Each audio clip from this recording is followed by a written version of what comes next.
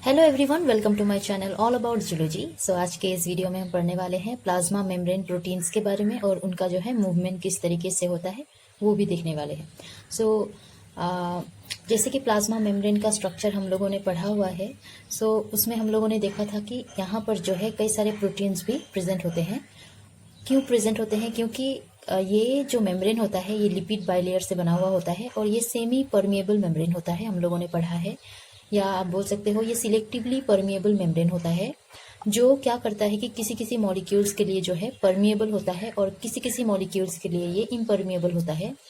जो मॉलिक्यूल इसके लिए इम्परमिएबल होते हैं, इसके लेयर को इजीली क्रॉस नहीं कर पाते हैं, उसके लिए ही ये प्रोटीन्स सारे जो है ये प्रेजेंट होते हैं, जो क्या करे कि उस मॉलिक्यूल को प्लाज्मा मेम्ब्रेन के अंदर ला सके या प्लाज्मा मेम्ब्रेन से बाहर भेज सके। वहां पर जो है हम लोगों ने देखा था इंटीग्रल प्रोटीन और पेरिफेरल प्रोटीन जो है वो प्रेजेंट थे। प्लाज्मा मेम्ब्रेन में दो टाइप के मेम्ब्रेन प्रोटीन प्रेजेंट होते हैं, इंटीग्रल मेम्ब्रेन प्रोटीन या इंटीग्रल प्रोटीन और पेरिफेरल प्रोटीन। ठीक है, इंटीग्रल प्रोटीन के बारे में पहले देख लेते हैं। यहाँ पर डायग्राम मैंने बनाया है क्योंकि आप लोगों को फिर से याद आ जाए जो हम लोगों ने स्ट्रक्चर में पढ़ा था कि इस तरीके से जो है प्रोटीन सारे प्रेजेंट होते हैं। ये पेरिफेरल प्रोटीन है जो प्लाज्मा मेम्ब्रेन का जो लिपिड बाइलेयर होता है उस लेयर में जो है पेरीफेरी में प्रेजेंट होता है। ये अंदर की तरफ भी हो सकता है, मतलब साइटोजोल के फेस में भी हो सकता है, जिसको कहा जाता है इंटरनल पेरिफेरल प्रोटीन। वही ये ऊपर की तरफ भी प्रेजेंट हो सकता है, बाहर की तरफ, जिसको एक्सटर्नल पेरिफेरल प्रोटीन भी कहा जाता है। यहाँ पर इंटीग्रल प्रोटीन है, चैनल प्रोटीन है, अल्फा हेलिक्स प्रोटीन है, ये जो कोयल फॉर्म में रहते हैं, और ग्लाइकोप्रोटीन है, ग्लोबुलर प्रोटीन है।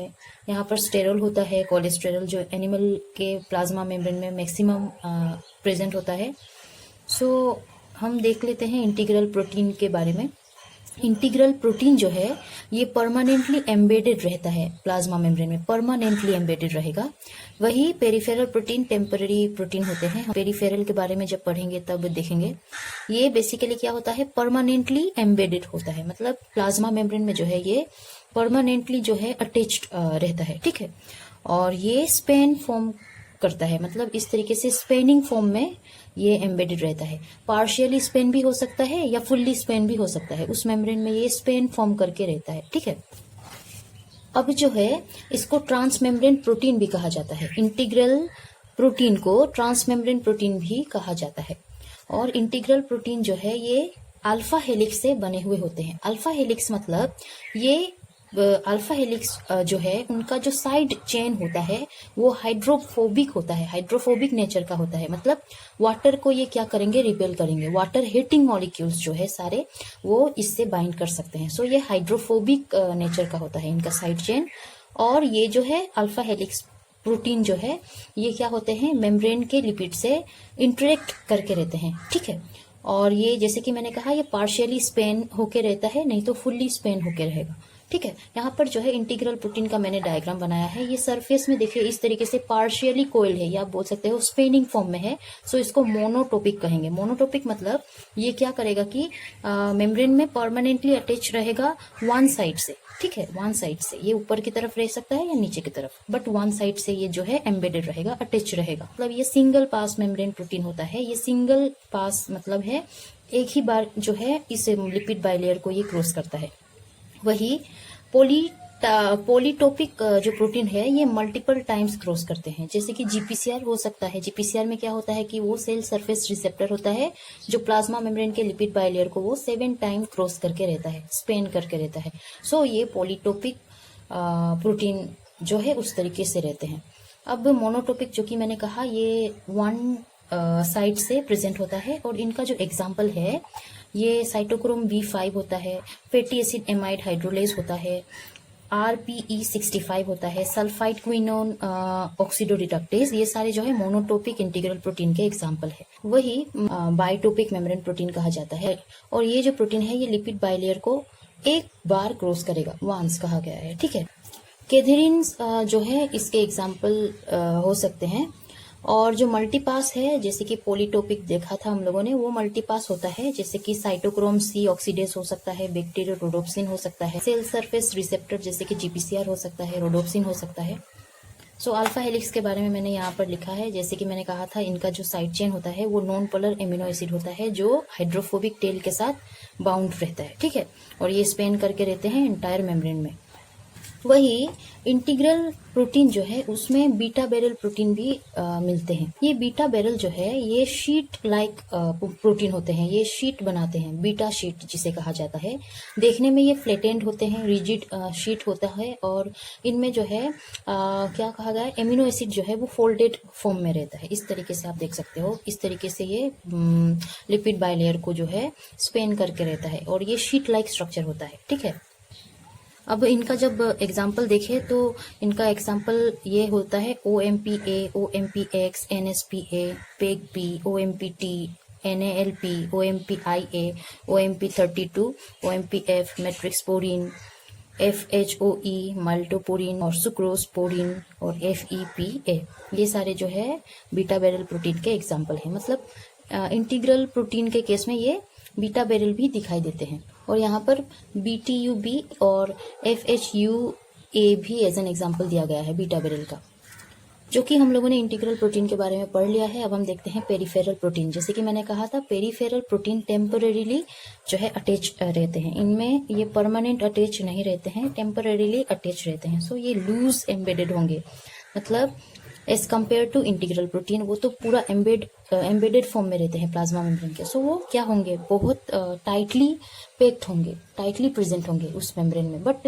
ये जो टेम्परेरीली प्रेजेंट है, मतलब ये क्या होगा कि ये लूज होगा, इसको इजीली मतलब रिमूव किया जा सकता है प्लाज्मा मेम्ब्रेन से, ठीक है। तो इसको रिमूव करने का प्रोसेस होता है, वॉशिंग करके इसको रिमूव कर सकते हैं, डिटर्जेंट जो है यूज होता है इनको रिमूव करने में, और इनका जो पीएच है उनमें चेंज करके भी हम इनको जो है रिमूव कर सकते हैं। सो इस तरीके से जो है ये प्रेजेंट रहते हैं। ऊपर की तरफ प्रेजेंट होता है तो एक्सटर्नल पेरिफेरल प्रोटीन कहा जाएगा, नीचे की तरफ प्रेजेंट होगा तो इंटरनल पेरिफेरल प्रोटीन कहा जाएगा। ये फुल्ली सोल्यूबल होते हैं वाटर से, ठीक है, वाटर में ये फुल्ली सोल्यूबल होते हैं। इनका एग्जाम्पल जैसे कि होगा glycolipid transfer protein, lipocalins, phosphatidyl transfer protein, polyisoprenoid binding protein, ganglioside GM2 activator protein, sterol carrier protein, oxysterol binding protein, CRAL trio domain protein, etcetera etcetera.